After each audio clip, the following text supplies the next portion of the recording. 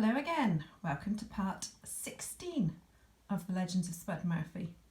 Part 16 is the penultimate part, which means it is the last but one. So we've got today's and then there is one more. We're nearly finished this story. So last time we left Will and Marty in the library. It was when Spud Murphy had spotted, it would appear, that Marty and Will had left the mat and that they had been up to mischief in the library, as she would view it. And we were wondering what was going to happen as a result. Did she really know, or was she just chirking?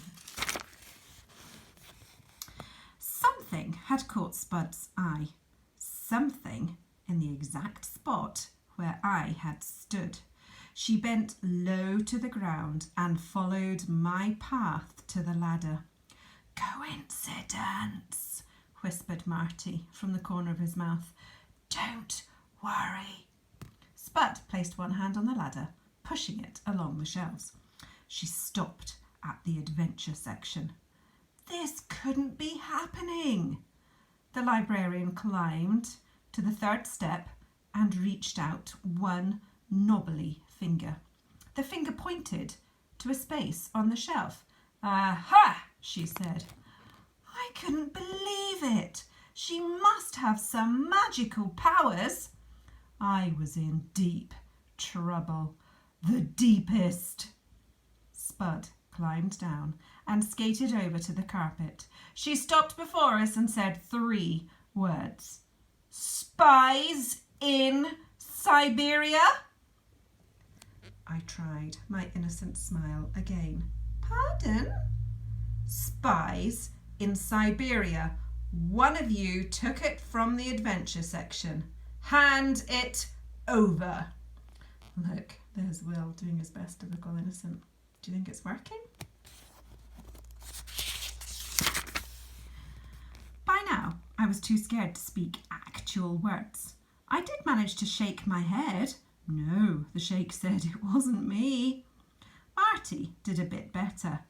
"I would never ignore library rules and leave the children's section," he said, straight-faced.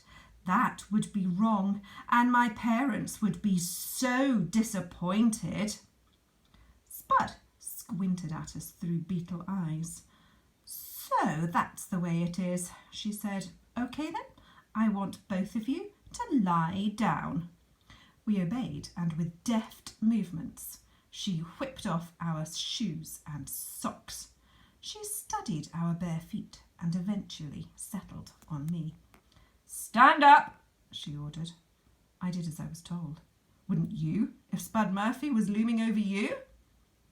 Spud tucked her hands under my arms, lifting me 15 centimetres straight up. There she is, look, inspecting feet. "I think it was you, William," she said, "because you left a trail." "What trail? I couldn't have left a trail." Spud glided over to the wall where I had begun my journey and set me down right on my own sweaty footprints. I had left a trail, all right. A trail of dried footprints. Do you remember Will saying how sweaty he was because he felt so nervous when he was going to fetch the book? So his feet were obviously very wet and sticky from being sweaty, and they've left marks on the floor. Even though the sweat has dried, you can still see the marks.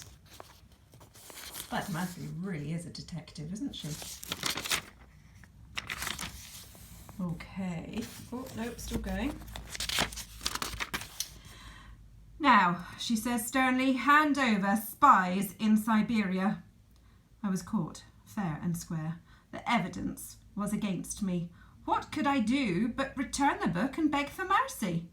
I trudged back to the children's section and took my borrowed book from the shelves. Marty shook his head in disgust. "Shame on you," he said. "How could you break library rules?" "Oh, Marty, what an awful big brother you're being. It was Marty, wasn't it, who put Will up to do this? He bribed him into doing it, forced him by lying and pretending that poor Action Man was buried in the ground. And now he's pretending that he knew nothing about it and he himself would never do a thing like that. When we know very well he would, because he did. Oh, Marty. Shame on you, more like. I ignored him, too busy wondering what terrible punishment Spud would inflict on me. Here, I said, handing her Spies in Siberia. Spud shook her head in wonder. Why did you do it? Aren't you terrified of me? All the other children are. At that moment, I made the best decision of the afternoon. I told the truth, or at least some of it. I wanted a book, I said in a shaky voice. I had read all the others, most of them twice. I had to get a book. Even though you knew I might catch you? My bottom lip was wobbling like a red jelly worm. That tells us he's nearly crying, doesn't it? It was worth the risk. Right, said Spud. Stand in front of my desk. I have something for you, and it's not a rubber stamp. Oh no! The gas-powered Spud gun! I was going to get spudded! Time to beg. But... Spud raised her hand. No buts. You're going to get what you deserve. Go on, in front of my desk. I walked to the desk, more frightened than I had ever been in my life. This was it, the end of my time as a cute kid. From today on, I would be known as Weird Will, the Spud-face kid. It was too much. I closed my eyes so I wouldn't see it coming. Look, there's Spud Murphy telling Will to get over to the desk. And because I am very mean, I am going to stop the story there on a cliffhanger.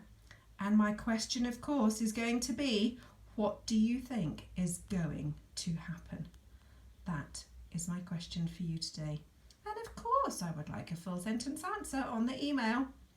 So it's a prediction question. So you could start your answer with, I predict that, and you could tell me what you think is going to happen next. Thank you very much.